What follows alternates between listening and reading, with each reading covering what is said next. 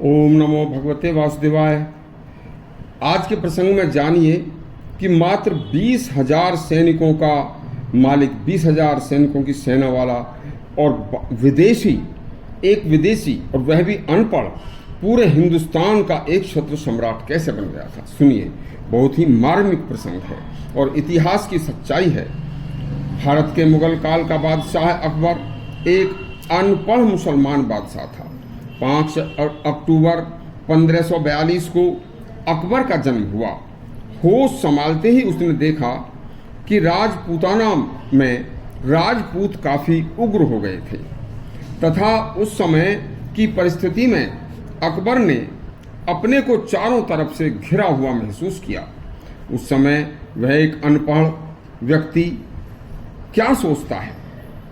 उसने सोचा कि जो मुगल क्षेत्र हमारे थे, हमारे पूर्वजों के थे, उन पर दोबारा से कुछ राजपूत शासकों ने कैसे अधिकार कर लिया, वह मुझे दोबारा से हासिल करने हैं।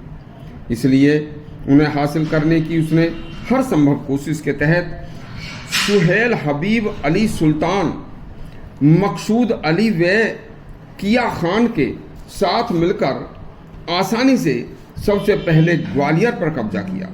उसके बाद उदयपुर के राणा व जौनपुर को भी आसानी से जीत लिया और सीधा फिर रणथंबोर पर आक्रमण करके वहां राजा सुरजन सिंह राय को आसानी से हरा दिया। उसके साथ ही हबीब अली ने रणथंबोर को बुरी तरह से लूटा। इस तरह से एक एक करके छोटे छोटे राजाओं को हरा हरा कर अकबर अपना इस्लामी झंडा बुलंद करता जा रहा था। तो उसने उसी समय सोया के राजपूतों में उसने सोचा कि राजपूतों में एक बहुत बड़ी कमी है कि यह एक दूसरे की मदद नहीं करते। तो अब इस ऐसी स्थिति में बड़े बड़े राजाओं को भी हराना कोई बड़ी बात नहीं होगी। तब उसने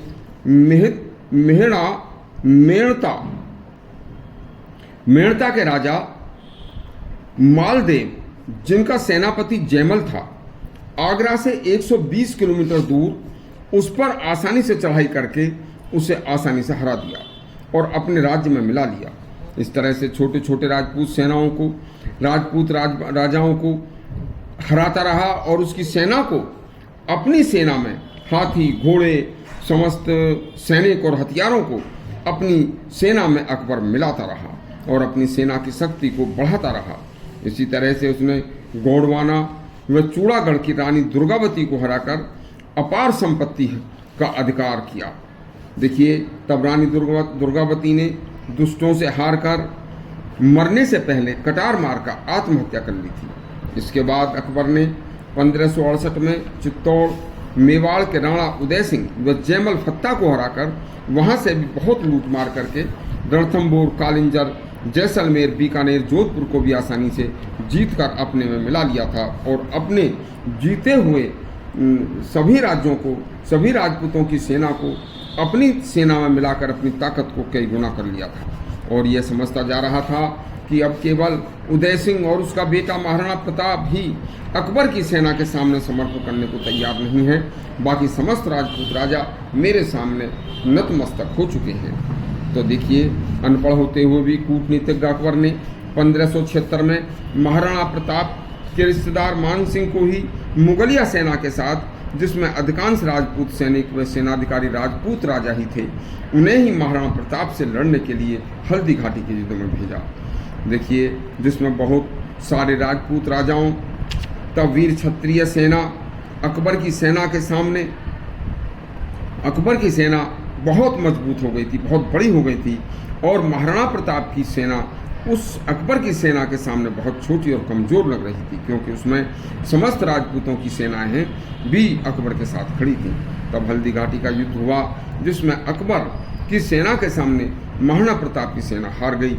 और अब समझ लीजिए कि शुरू में अकबर की सेना में कुल जहां 20,000 सैनिक थे, उसने अपनी कूटनीतिक चाल से एक छोटे राजा को जीत कर अपनी सेना में मिलाया और देखते ही देखते उन्हीं राजपूत सैनिकों को, अपने राजाओं को भी अपने साथ मिलाकर राजपूत राजाओं पर भी उन्हीं राजपूत राजाओं से आक्रमण करा के अपने अपनी सेना में मिलाता रहा और उनको हरवाता रहा। स्वयं उसके भी राज्य पर जो भी जीता जाता उसके राज्य पर कब्जा करके अपनी ताकत को बढ़ाता जाता था।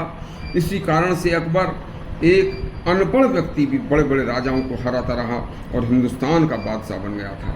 और उसका राज्य कश्मीर से बंगाल, सिंध, काबुल, कांधार तक फैला हुआ था। तब 1605 में दस्त होने पर उसकी मृत्यु हो गई थी। यदि वह अनपढ़ जालिम अकबर 10 वर्ष और जीवित रह जाता तो हिंदू धर्म उसकी कूटनीतिक चालों के द्वारा नष्ट होकर केवल इतिहास बनकर रह जाता। वे एक अति कूटनीतिक और राजनीतिक शासक था। इस तरह के और भी ऐतिहासिक प्रसंग सुनने के लिए हमारा चैनल सब्सक्राइब करें और घंटी दबाएं। धन्यवाद।